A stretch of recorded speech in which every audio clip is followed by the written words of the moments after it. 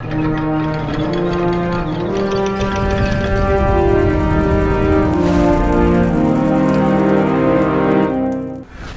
one and all, Jasper here, and we've all had that one thought, That if we were in charge, everything would be hunky-dory because obviously we know what's best for everyone.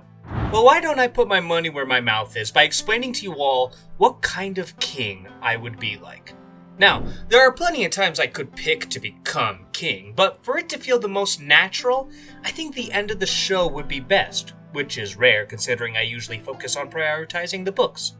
Let's pretend that I am a part of the council, and instead of Tyrion giving a terrible speech how Bran the Broken should be king, instead, he gives a speech that Jasper the Jackass should be in charge, and I am selected. Since we are following the show continuity, I'll mainly be focusing on characters we see in the show, so I try not to start pulling out book characters to fill holes in my plans. Let's start with what will require my most immediate attention, and that's going to be the fate of Jon Snow as well as the Northern Independents. This is a very, very tricky position, as my life is very much in danger, since I have no intention at all at letting Sansa rule as Queen in North. And if I make that clear in too hostile of a manner, I very well could find myself getting spit roasted by Brienne and Arya. I could just say that obviously given the situation, I would have my own protectors by my side, but no one else brought any bodyguards with the sole exception being Sansa, who has Brienne.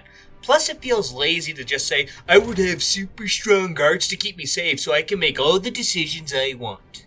I'll have to use a skill that none of these characters possess and hope it works. Reasoning. I would need to point out that allowing the North independence would likely cascade in all 7 kingdoms falling into anarchy, with each lord seeking to name themselves as king, especially the Iron Islands and Dorne. Maybe I could also throw my weight around a bit, reminding her that Jon's future is now in my hands, and if she would like him to not get shanked by Grey Worm, she must play ball. Alternatively, I could grant her independence and then simply invade the North as soon as I can get some sort of holding on everything, but that also seems very risky. And as far as using Jon's life to threaten her, let's be fair, does she actually give a shit about Jon? I feel like if she did, then she would have told him about the Knights of the Vale. I could point out that compared to the other kingdoms of Westeros, the North is probably in the worst position to be doing this. After all, they partook in the War of the Five Kings, they had the Civil War with the Boltons, and now, most recently, the War of the Dawn. The North is in no military position to make such demands. But maybe I can make some sort of deal with her. Offer her a seat on the council, or even the first ever female Hand of the King.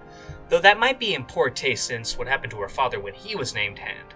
Maybe marriage? That way she can be Queen of the North and the other kingdoms as well? Yet given how her last 2 marriages were, I hesitate if she would be very thrilled about that prospect. Let's assume worst case scenario, because assuming the best is boring. I'd probably make a deal with Grey Worm. If he agrees to support me, then I can promise the execution of Jon Snow. Though he's not going to be enough, I'm going to need more immediate physical allies. I wonder if I could get Jon Royce to support me. Granted, his show counterpart didn't demonstrate much in combat effectiveness, but the book version was a beast, and with Grey Worm could overpower Brienne while I curb stomp Arya into the cement floor. Oh, actually, speaking of other fighters, there is Asha, or Yara in the show. I wonder if she would be more inclined to support me and even fight if I promised her a seat on the council or even marriage. Maybe that's the goal. Promise Grey Worm, Jon Snow's head, Jon Royce a seat on the council, maybe even Hand, and Yara marriage or Master of Ships. Edmure would be a bit of a wild card. Would he stand by or attempt to help his nieces? Same with Davos and Sam, they probably wouldn't be thrilled of Jon being executed. There's also those random no-name lords. What the hell would they do? It's impossible to say. But I think I have set myself up well enough to where my side comes out on top even if Edmure, Sam, and Davos were to side against me.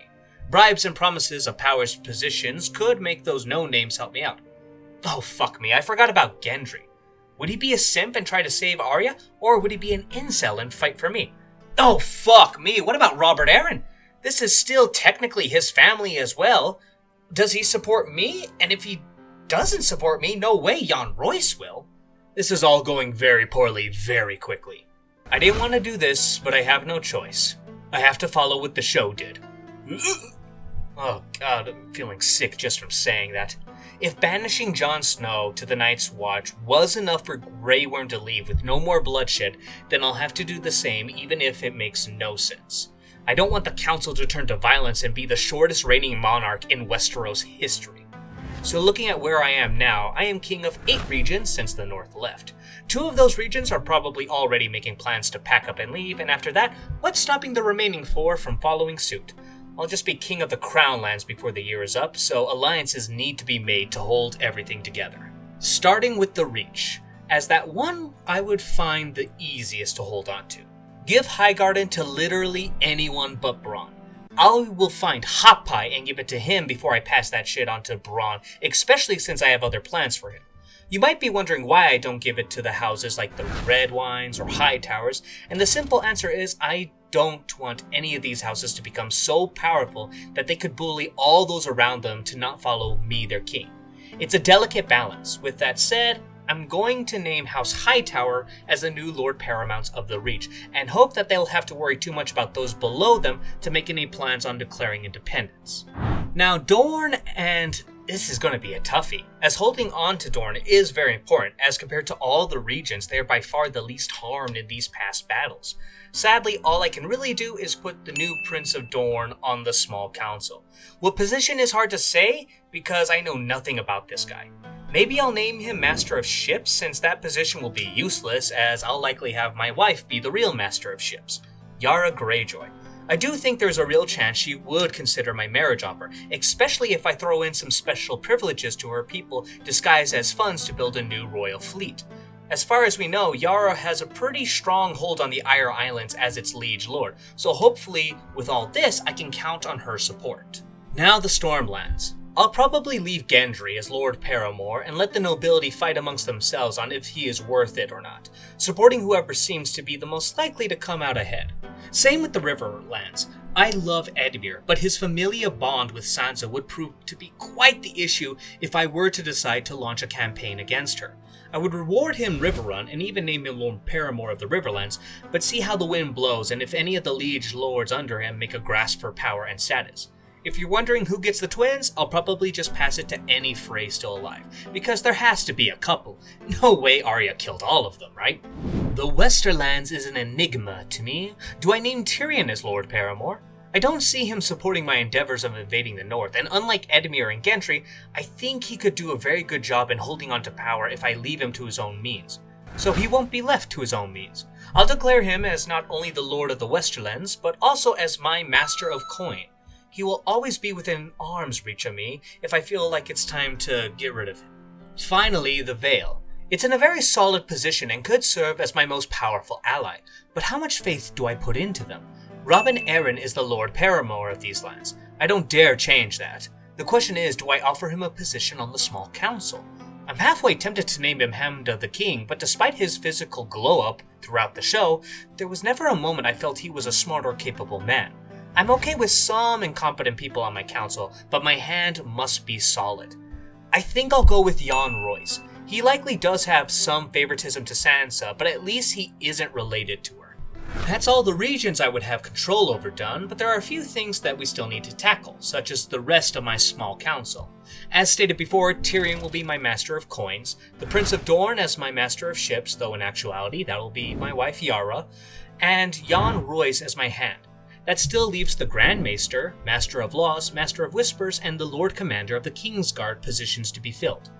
Gendry and Edmure will fill none of these positions, as I am sort of hoping they fail. But you know who I don't want to fail? Davos. A wonderful choice as Master of Laws. If I didn't feel like I had to show massive favoritism to the Vale, I would have picked him as my hand. The Grand Maester will be filled by some random choice from the Citadel because there's no fucking way I'm having a dropout that ran away from the wall serve in my council. In fact, what are you even doing here, Sam? If Jon is still in the Night's Watch, then you bet your ass you are too. Get the fuck out of here. Master of Whispers, you think would be easy, right? Bran. Who would be better? A part of me does slightly worry he would play favoritism to his sister, maybe even warning her of my intentions, but still, his ability to see the past, present, and future would be a massive benefit. Literally being able to warg into crows across the entire realm. You couldn't get a better spy. Though would he accept? He very well could just fuck off to the north with his sister. Keep in mind, if he did this, I would need to put his ass down. I would do everything within my power to kill him. He is far too useful to have Sansa keep for herself. If I can't have him, then no one can. And if he is dead, then who should I make my Master of Whispers? Arya is another popular choice I see floating around, but she's said dead. Fuck it. She is dead set on sailing west and dying at sea. Plus, even if she did stick around, she would never harm her sister. Oh wait, you know what kind of characters I forgot about? Characters from Essos. Like, for example, Illyrio, you'd be a good Master of Coins. Okay, small change. I'm making Illyrio Master of Coin and moving Tyrion to Master of Whispers. Finally, the Lord Commander of the Kingsguard, which is a perfect segue to our other topic, who would I put as my 7 protectors? I don't have a lot of options, if any at all, but let's tackle the most obvious picks, that being Brienne and Podrick. I think they're both good options, but I hate them because I don't think it makes any sense. Why would Brienne accept the position? I mean, I know she does in the show, but that's still stupid. Shouldn't she have gone north to protect Sansa, because that was her whole oath to Catelyn? Either way, I'll still be picking Brienne and Pod because the pickings are so low that I don't have many, if any, good choices in the show. Jon is back at the Wall, but speaking of the Wall, maybe I could nab Tormund. I think he would be more than willing to join if it means he serves with Brienne. I might even remove the vows of celibacy just for those 2. That's 3 members now, and fuck. I already appointed a woman and a wildling as a member, so let's go crazy. I will offer the position to Grey Worm, who would likely not be too thrilled about it, but when I explain to him that if he goes to the island of Noth, he will die to plague butterflies, he might accept it then, and remember how I said I had plans for Bronn? Well, this is it. Another member of the Kingsguard, and I know his only qualifying aspect is he's good in a fight. You wouldn't trust him at all, but I have no other options if we're looking to the show, as most of the good fighters are dead. So finally, with these last 2 positions, I'm forced to pick book-only characters. And the first obvious pick, it's a popular one in the most of the fandom, is Lyn Corberry, the brother to the current Lord of Heart's home, armed with a Valyrian steel sword named Lady Forlorn, and more than earned his reputation as a great fighter during Robert's Rebellion. And my second choice, Harris Harlaw. This guy's a bit of a harder sell, as he is the heir to the lands and titles of House Harlaw, but he wouldn't be the first man who was willing to give it up to be a member of the Kingsguard. Barristan Selmy was the eldest son, and he became a Kingsguard member. Maybe Harris will do the same. Okay, I got my council in Kingsguard. Let's see if there are some other political actions I could take. My main focus as king would be rebuilding, focusing on King's Landing to start with, as I need to make sure my seat of power is ready when shit hits the fan. And after that, the Riverlands, because they were just brutally fucked over during the war. And then prioritizing those who've been supportive throughout my reign. Don't expect me to make a lot of changes to the society and laws or whatever. My main actions will be those that people would have a hard time being against. Rebuilding the realm after such a brutal war is a great first start. I would like to pretty much take most of the gold in Casterly Rock to help this, since I could easily flip most of the blame on the Lannisters that all this shit started because of them. But since their mines ran dry in the show, they probably don't have a lot of spare gold I can use. I would seek to trade with the free cities as much as possible, maybe even take out a loan from the Iron Bank to help speed up the rate at which Westeros can be rebuilt. Should my Master of Coin deem it a wise action in the long run, of course. I am hoping that this won't be too controversial, but I would also see about partitioning the Citadel into opening up areas in the other regions of Westeros. Already they accept anyone regardless of their birth or status, so maybe with some backing from the crown, we can look at other citadels being created so that more people have the opportunity to get a better education. If not, then I can probably find maesters who have fallen on hard times like Qyburn, who's dead, but like Qyburn's just an example I'm using, and allow them to open up their own citadels. Make a little more competition in regards to education, and more accessibility. Tearing down the ruins of Harrenhal and creating a brand new holding for learning seems like a prime idea. Hopefully Harrenhal's curse doesn't kill all the students. I'm sounding too progressive and good and nice, so let's go back to a little bit more asshole mentality and look at how I can make sure the North ends back up in the kingdoms. The North would not be able to stand against the united power of the 7 kingdoms, or 6 kingdoms in this case. Probably in 2 decades, I would have the main power and wealth to where I could swarm them. But I wouldn't be a fool about it, because the North is a hard nut to crack. I would of course be in contact with the wildlings and try to keep their hostility of the north at a boiling point. Show how supportive I am of their culture by throwing around Tormund like a DEI hire whilst pointing out the years of bloodshed between them and the north, or more specifically, the Starks. I would probably ask Yara if she could encourage her Ironborn to raid the north, doing her best to keep me blameless, of course, and while they still exist, encourage the pirates of the Stepstones to raid the other side. If I'm lucky, maybe I can fund a rival to Sansa, a Manderly perhaps, to try and take control and keep them all divided. Also, tons of assassination plans for Sansa will be put into place because if she dies, then the North will crumble. There will be no more proper Stark, maybe a distant cousin that is never mentioned in the show, but would add more turmoil. The other great houses might see the chance to make their claim their own, with me supporting the most malleable lord, a la how Edward Longshanks dealt with Scotland in the real medieval world. If I were to launch an invasion of the North, I would obviously have to wait till summer. I'm not about to pull a Napoleon and Hitler, and sure as shit I'm not marching armies through the neck just to begin sieging the strong fortress of Moat Cailin. Instead, I'll take a page out of Balon's attack strategy and go with the naval invasion option, taking out coastal castles like Flint's Fingers, Deepwood Moat, and Barrowton on the western side, along with White Harbor, the Dreadfort, and Carhold on the east side, which I imagine would not be immensely difficult due to the North not having any navy of their own to defend themselves, with the exception of White Harbor. From there, it will be a matter of slowly enclosing on the capital of Winterfell. Should I achieve victory, I would most likely want to appoint House Manderly as the Lords of the North, make sure a proper Andal can civilize these savages. But should Sansa surrender and bend the knee, maybe she can keep her lands and titles if she decides to move over to King's Landing and be a hostage. And I'm not sure how this would go, but I like the idea of expanding the borders of Westeros further north beyond the Wall. I think the Night's Watch would at this point be useless, so I would probably remove the organization and establish something of my own on the Wall. We can call them ICE, named in memory after the Starks' lost Valyrian steel sword, since they will be protecting the North. That's right, that's why they're called ICE.